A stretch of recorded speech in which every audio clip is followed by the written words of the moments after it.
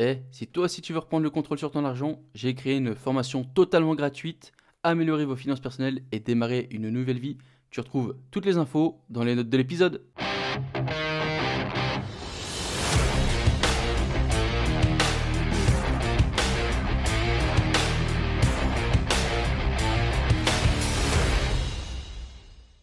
Bonjour et bienvenue tout le monde, bienvenue dans ce tout nouvel épisode du podcast Graines d'investisseurs.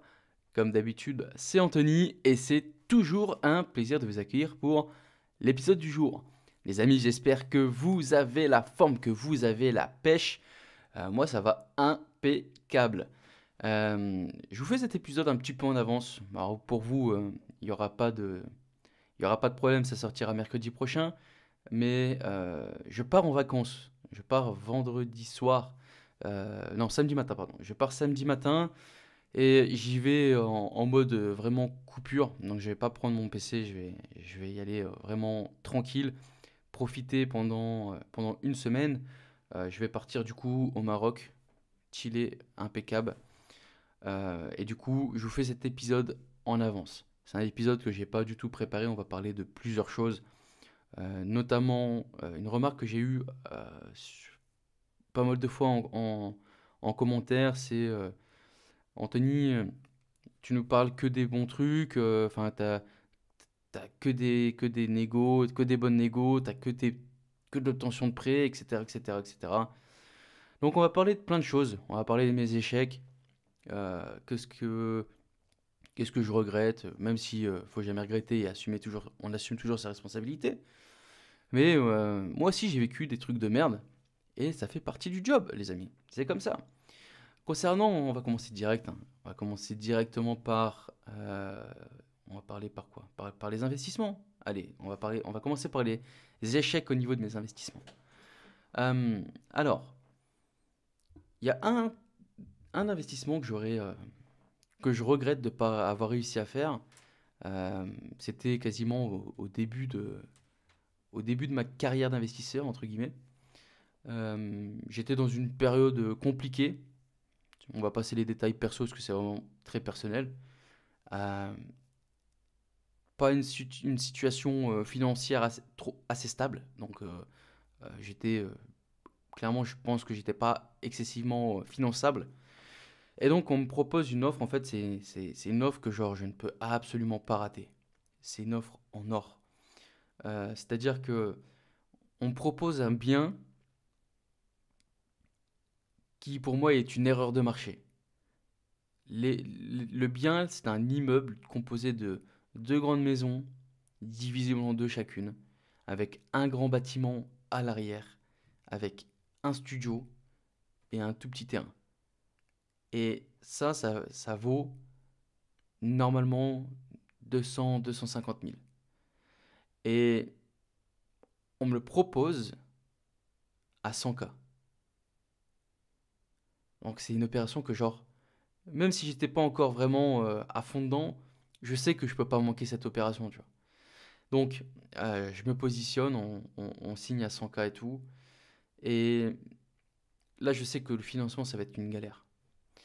J'avais pas d'argent de côté, j'étais pas propre financièrement, et j'y vais quand même, tu vois. Je fais énormément, énormément, énormément de banques.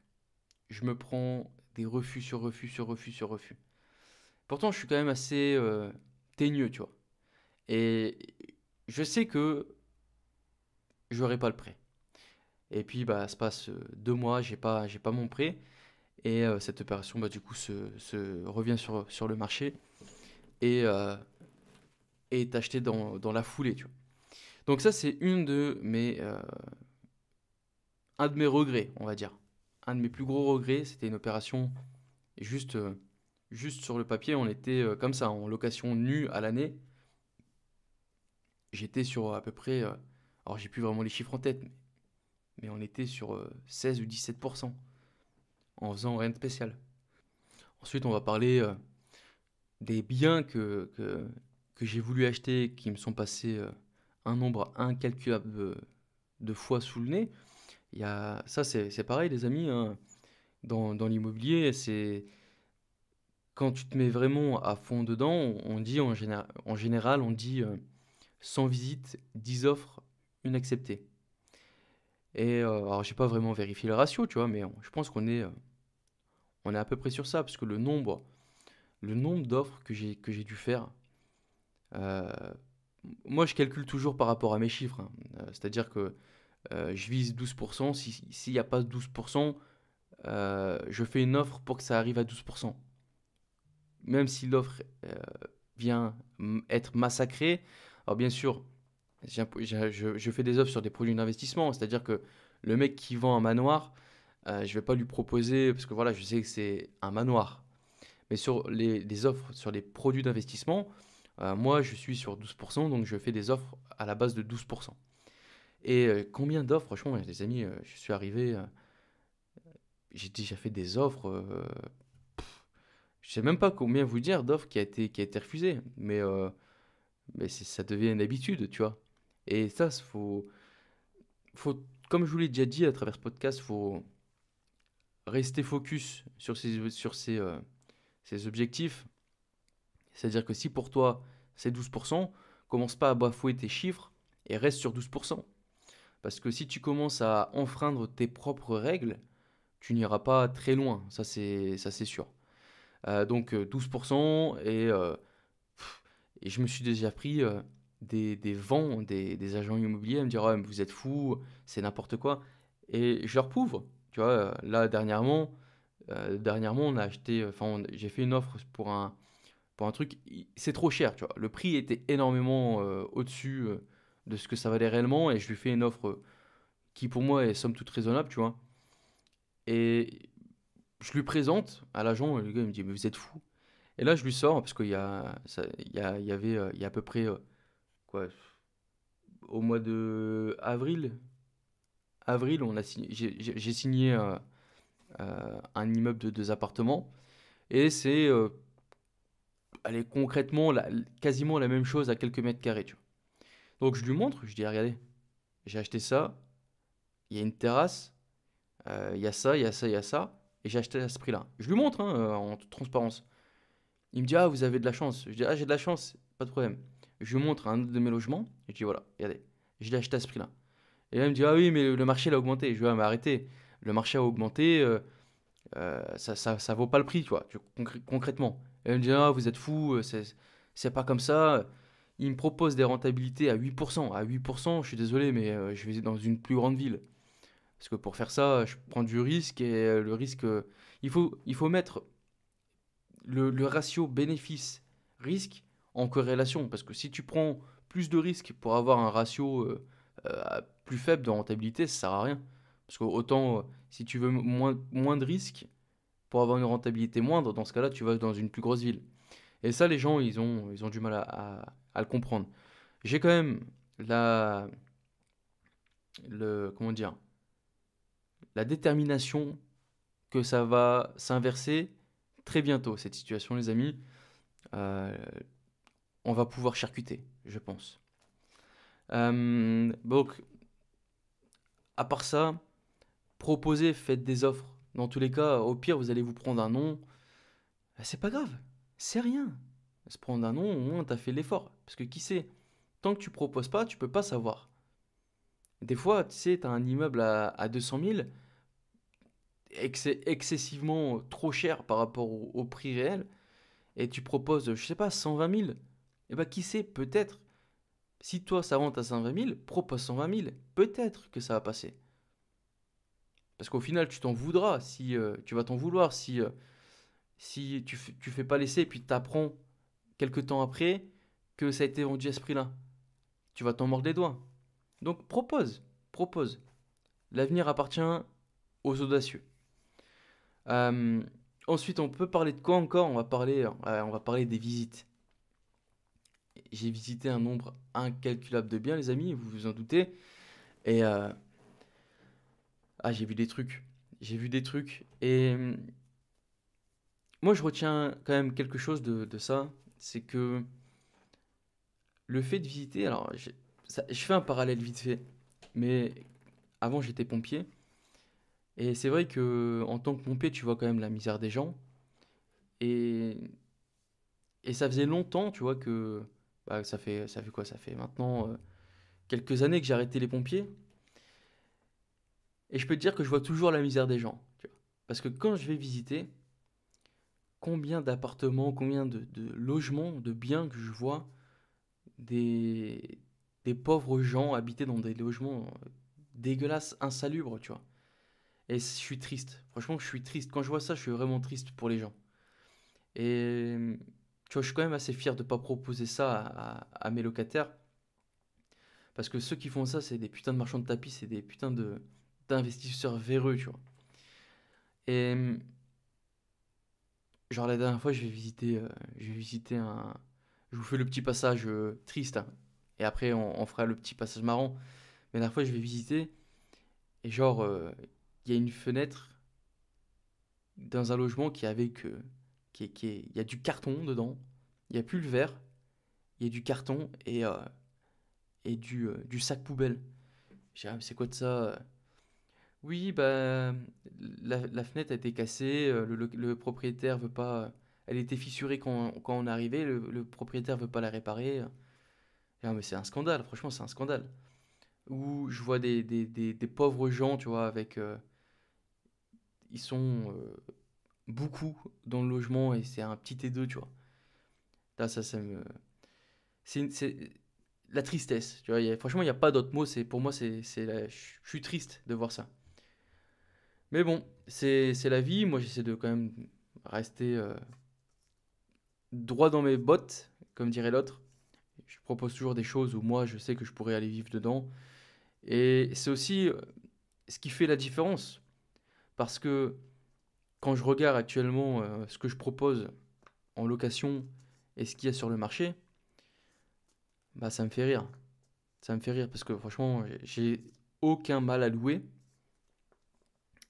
Et parce que tout simplement, je me démarque euh, très facilement. Parce que les gens proposent des trucs de merde dégueulasses. Ils sont encore bloqués dans les années 80-90.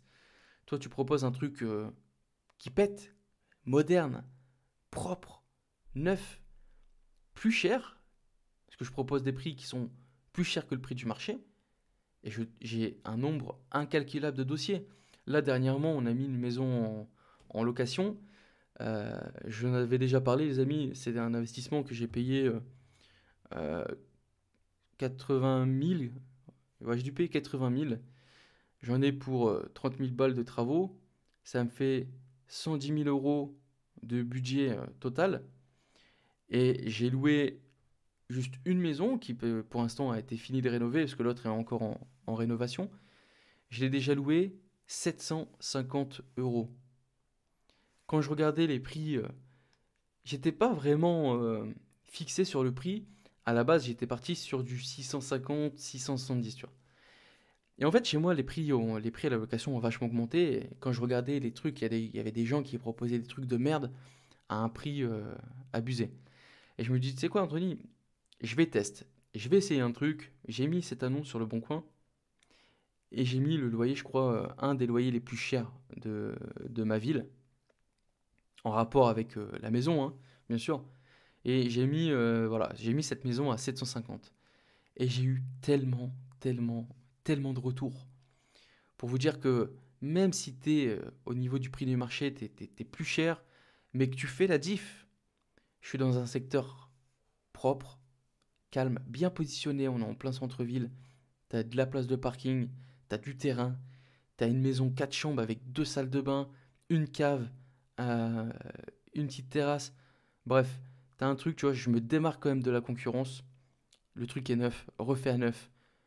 Tout est neuf à l'intérieur et le prix est quasiment 80, ouais, 80 euros à peu près plus cher que ce qui est proposé sur le marché. Et j'ai eu énormément de demandes. Et moi, ça, tu vois, quand je vois ça, je suis content parce que je me dis, j'ai vraiment trouvé le secteur tip top. J'ai vraiment trouvé un putain de secteur. Et du coup, voilà, tout simplement, il faut se démarquer. C'est ce qui va faire votre réussite. Proposez des trucs propres. Faites pas votre marchand de tapis, faites pas votre vendeur de souliers ou je sais pas quoi, je sais pas comment le dire. Mais soyez droit dans vos bottes, prenez quelque chose, louez quelque chose où vous pourrez habiter dedans. C'est vraiment important. Et on a besoin de ça. C'est dégueulasse de se faire de l'argent sur la misère des gens. Voilà, concrètement. Voilà, ça c'était pour la partie un petit peu plus triste au niveau des visites. Je vais vous raconter une des dernières visites que j'ai faites qui était vraiment marrante. C'est une visite Le Bon Coin que j'ai trouvé sur Le Bon Coin. Je vois à peu près où c'est et c'est un bon secteur. Gros immeuble, enfin grosse maison de quasiment 200 mètres carrés, plus un grand garage de 70 mètres carrés. Bref, il y a du potentiel. Énorme terrain en plus de ça. Donc je me dis, ça peut être jackpot. Le prix est un peu élevé, mais bon, qui sait, on peut négocier, etc., etc. Il n'y a pas de problème. On va visiter, on commence à avoir un petit accès par l'arrière, mais on commence par le local commercial, parce qu'il y a un tout petit local commercial juste devant, et je rentre dans le local commercial et tu te dis, putain, si le reste de la maison est comme ça, je suis bien. Franchement, je suis bien. On continue, le local commercial vraiment très propre, etc. Et directement, en fait, il n'y a pas trop de coupure. Du local commercial, on passe à la maison. Et là, je vois les deux propriétaires. C'est des petits rastas blancs avec des dreads. Ça sent la ganja. Bref, tu vois le profil. Et bon, il reste assez en retrait. Moi, je fais mon petit tour et tout avec l'agent. On parle, on discute, etc. Et déjà, tu vois, quand on passe le local commercial, il y a déjà une odeur. Tu vois, je me dis, putain, ça pue, tu vois, ça pue. Clairement, ça pue.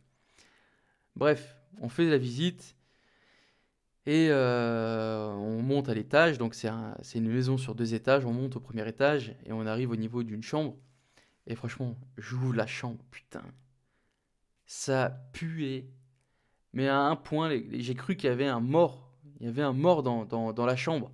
Ça puait de fou. Mais genre comme jamais ça puait. Et je me mets devant tout le monde, tu vois, pour pas qu'on voit mon visage dos. Donc je suis devant dans la pièce. Je fais style de regarder des trucs. Alors que je regardais absolument rien.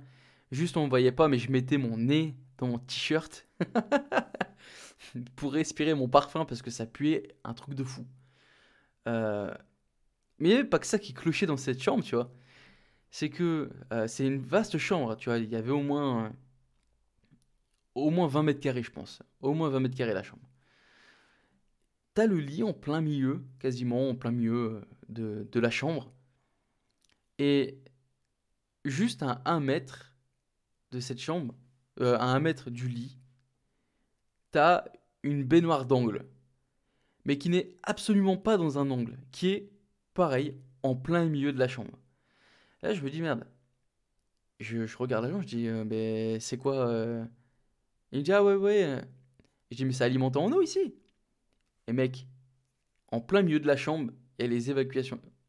Il y a l'évac d'eau, euh, il y a l'arrivée d'eau et tout, enfin, un truc de fou.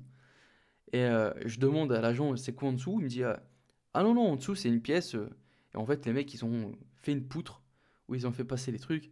Enfin, vraiment n'importe quoi. Donc ça pue dans cette chambre et on s'attarde pas trop. Et on monte au deuxième étage du coup. Et là c'est pareil, on arrive sur un espace, mon gars, il y avait, je sais pas, peut-être 50, allez, 50 mètres carrés. Et dans le fond de la pièce, je vois une sorte de penderie, tu vois. Enfin, pour moi c'est une penderie ou un placard. Donc on va vers ça et puis j'ouvre cette porte. Et là, je, je suis choqué. Ah, là, franchement, je suis choqué. J'ouvre cette porte et genre dans ce placard, parce que franchement, c'était la taille. Est-ce que tu vois la chambre d'Harry Potter dans Harry Potter? La chambre en dessous de l'escalier. On est sur le double de taille au niveau de cette chambre en dessous de l'escalier, mais dans un placard. Et j'ouvre cette porte et je vois un petit Vietnamien. Franchement, sans vouloir sans vouloir jouer, faire des préjugés et compagnie, mais je vois un Vietnamien assis par terre sur un matelas avec une petite tablette en train d'écouter CNN euh, et qui me regarde genre choqué. Je le regarde, je suis choqué aussi parce que c'est pas une chambre, tu vois. On se regarde et puis il me regarde et il me fait bonjour. Non, franchement, énorme. Je lui dis bonjour, je referme la porte parce que dans tous les cas, il y avait rien d'autre, tu vois. Et je regarde l'agent, je lui dis mais c'est quoi ça?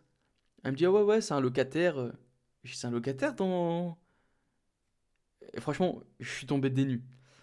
Et on se barre de là. J'étais avec mon associé sur cette visite, on se regarde. Et franchement, on en rigolait. On en rigolait, franchement. C'était un sketch. Vraiment, c'était un sketch.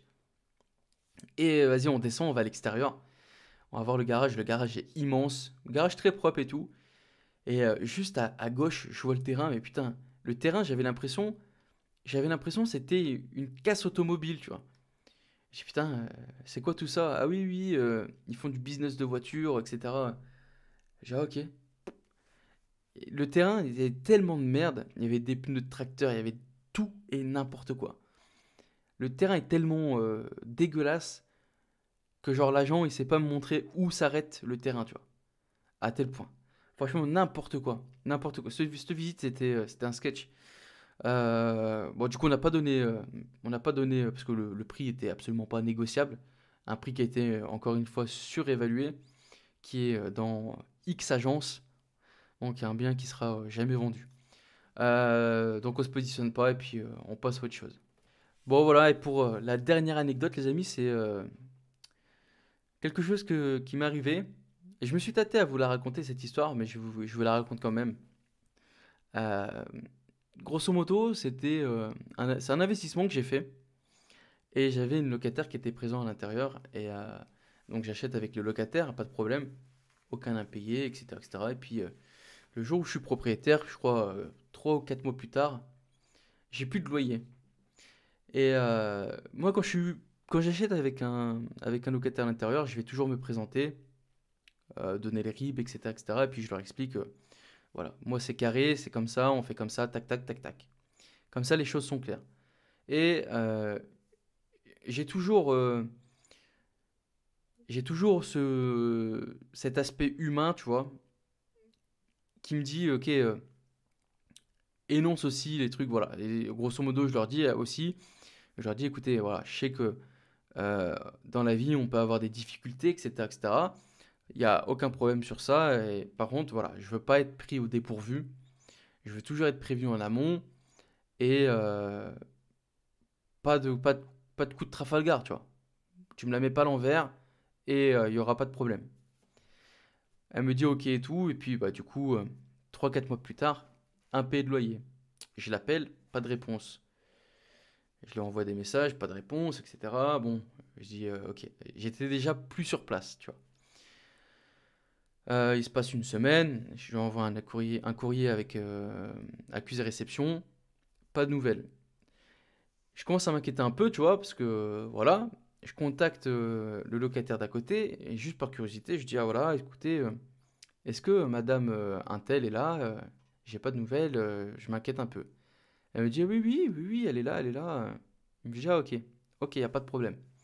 Je programme un petit retour dans le Nord pour des visites et puis aussi pour ça, pour le coup. Et j'arrive au logement, je toque, c'est son enfant qui me répond et tout. Je demande à parler à sa mère et elle me dit non, non, bah écoutez, elle est pas là, elle travaille et tout. Je dis ok, elle finit vers quelle heure? Il était, je pense, 17 h, tu vois. Elle me dit elle finit vers 18 h, elle sera là. Je dis ok, ça marche, c'est gentil, merci beaucoup. Je me dis écoute, je vais l'attendre. Je vais l'attendre, il n'y a pas de problème, j'ai rien de prévu, je vais l'attendre. J'attends, hein, franchement, j'attends, hein. J'attends 40 minutes, j'étais au téléphone avec un pote, je me souviens très bien, comme si c'était hier. Et je vois sa voiture, et elle me voit dans ma voiture. Je vois qu'elle me voit, et elle s'arrête pas. Elle fait style de ne pas m'avoir vu, et elle continue sa route. Et je me dis, ah ouais, Ah, c'est comme ça. En même temps, je le raconte à mon pote, il se fout de ma gueule, etc. Bref. Et je lui dis, c'est pas grave, je vais t'attendre, il n'y a pas de problème. Tu veux la jouer comme ça, il n'y a aucun souci, je vais t'attendre. J'attends et peut-être 10-15 minutes plus tard, elle repasse. Et elle me fait la même. Les amis, je vous jure, elle me fait la même. Elle me, elle, elle voit que je suis là encore dans ma voiture. Elle s'arrête pas, elle continue tout droit, tu vois. Et le pire, c'est vraiment comme dans les films, tu vois, quand tu passes juste à côté d'une voiture et que toi tu le vois et que là tu fais style de pas te voir, tu vois le truc. Et elle me fait exactement ça, tu vois. Et je me dis, ah ouais, t'es vraiment comme ça en fait. J'ai vraiment affaire à une chiasse. Euh, et là, je me dis, attends, elle se fout vraiment de ma gueule. Tu sais quoi? J'attends. J'attends encore. Elle met un peu plus de temps. Je crois elle met 20 minutes, un truc comme ça. C'est une histoire qui a duré plus de 2 heures, hein. Et elle repasse devant moi. Et là, je me dis, attends, c'est bon. Je vais pas jouer à ça. Je vais pas perdre mon temps inutilement. Nique sa race. Et je mets le contact et je la suis. Elle voit que je la suis et tout, il n'y a pas de problème. Moi- c'est pas bien, hein. Franchement, c'est pas bien ce que j'ai fait. Mais du coup, je la suis et elle voit que je la suis et en fait, elle fait demi-tour et elle va se garer, tu vois. Et du coup, bah, je sors et en fait, entre-temps, ce qu'elle a fait, c'est c'est qu'elle a appelé des gars et ces gars sont arrivés. Et je pense qu'elle a cru que j'allais me dégonfler ou je sais pas quoi. Donc on est devant le logement et je lui dis, mais à quoi vous jouez là, tu vois? Et donc les deux mecs arrivent. Je dis bonjour, bonjour messieurs. Ils me disent bonjour. Et je dis, vous voulez quelque chose peut-être? Il me dit, non, non, je viens, ça c'est ma mère. Et je dis, ah bah écoutez, bah enchanté alors. Bah écoutez, ça vous concerne aussi certainement. C'est des adultes, hein. Je dis, bah écoutez, je crois que votre mère a des difficultés financières, faudrait peut-être l'aider à payer son loyer par contre. Il me dit, ah mais faut pas venir comme ça. Je dis, on va se calmer direct parce que moi, ça fait 2 mois que je lui envoie des messages. Elle fait la meuf qui reçoit absolument rien. Elle me sort un bobard. Oui, mon téléphone, il ne capte plus.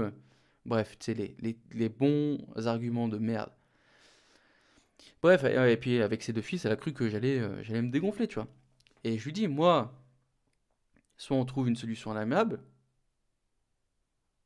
Dans le meilleur des cas, c'est vous partez là, je vous laisse le délai pour partir légalement et puis vous partez et on n'en parle plus. Vous payez vos loyers et les bons comptes font les bons amis. Soit vous me remboursez tout de suite et dans ce cas-là on commence une nouvelle relation. Soit on trouve pas de solution et je lui fais comprendre que je la sors, tu vois. Et bah vous savez quoi les amis? 2 semaines plus tard, j'ai reçu euh, mes 2 loyers pleins et juste un petit peu de retard pour le troisième mois de loyer. Donc, pour vous dire que ça fonctionne, alors par contre, attention, hein, je vous dis pas d'en arriver là tout le temps, c'est la seule fois. J'ai déjà eu plusieurs problèmes d'impayés, mais c'est la seule fois où j'en suis venu à ce point-là. En général, juste un petit recommandé de mise en demeure, etc., etc., ça fait l'affaire. Là, ça n'avait pas fait l'affaire. Donc, du coup, j'ai été un peu plus fort. Par contre, légalement, c'est absolument pas valable. Et pourquoi j'en suis venu à faire ça? Parce que tout simplement, j'ai plus confiance dans la justice française, surtout cette relation bailleur-locataire, c'est une des pires relations qui existent. C'est pas du 50-50, c'est quasiment tout pour le locataire, rien pour le propriétaire. J'aurais dû attendre, elle n'aurait pas payé son loyer. J'aurais dû attendre 2 ans avant de récupérer le logement, plus tous mes impayés de loyer, plus du coup 0 € en dédommagement, parce que du coup, si elle peut pas payer son loyer, c'est qu'elle a certainement des problèmes d'argent. Donc au final, j'aurais perdu 2 ans de loyer, j'aurais récupéré un logement qui était dans un état certainement dégueulasse. Donc pour moi, tu vois, les calculs ont vite été faits, tu vois. J'ai récupéré mon logement et basta. Je passe à autre chose. Bon, c'est une histoire qui s'est bien finie, puisque j'ai pas eu à aller au-dessus. Tous ces loyers ont été régularisés. Et en plus de ça, les amis, ça fait maintenant cette histoire, elle date de. Franchement, elle doit dater de 4 ans, je pense. Ouais, ouais, 3 4 ans, 5 ans, je sais plus vraiment trop exactement, mais grosso modo, depuis, cette locataire est toujours en place et j'ai eu aucun problème depuis. Zéro. Parce que voilà, j'ai été. Elle a vu ma réaction et je pense qu'elle a vu qu'elle pouvait pas me. Elle pouvait pas michetonner, tu vois, clairement. Bon, voilà, les amis, je vous ai donné quelques petites anecdotes de ma vie d'investisseur. Rappelez-vous quand même une chose, hein, si vous devez retenir une chose de ce podcast, c'est que investisseur c'est cool, mais c'est pas tout beau tout rose. Il y a quelquefois des hauts et des bas. Ça fait partie du métier. Il y a quand même beaucoup plus de hauts que de bas, je vous rassure, hein. Mais c'est le prix à payer pour se construire un avenir doré. C'est stylé. Franchement, c'est vachement stylé ce que je viens de dire. Je kiffe. Non, mais voilà, c'est ça. Il y a des hauts, il y a des bas. Il y a quand même beaucoup plus de hauts que de bas. Euh, le cash flow, ça se mérite. L'immobilier, pour gagner de l'argent, on est là pour résoudre des problèmes. Et puis voilà, ça le fait. Dans tous les cas, les amis, n'oubliez pas, la formation Améliorer ses finances personnelles et démarrer une nouvelle vie est toujours disponible pour vous gratuitement. Vous retrouverez toutes les informations dans les notes de l'épisode. Vous pouvez aussi soutenir ce podcast et je compte vraiment sur votre soutien. N'hésitez pas sur la plateforme que vous écoutez, votre plateforme préférée, Apple Podcast, Spotify, Amazon Music, Google Podcast, peu importe celle que vous kiffez, notez ce podcast 5 étoiles, un petit commentaire qui fait du bien. Et vous pouvez aussi partager, vous, le podcast sur vos réseaux sociaux. Instagram, vous me taguez. Lorsque vous écoutez un épisode, vous me taguez. Ça me fera vachement plaisir aussi de voir dans quelle ambiance vous m'écoutez. Est-ce qu'on est dans une ambiance studieuse? Est-ce qu'on est dans la voiture? Est-ce qu'on est à la salle de sport? Bref, ça me ferait plaisir. Les amis, dans tous les cas, n'oubliez pas 1% chaque jour. Et je vous dis à la semaine prochaine. Ciao, ciao, ciao!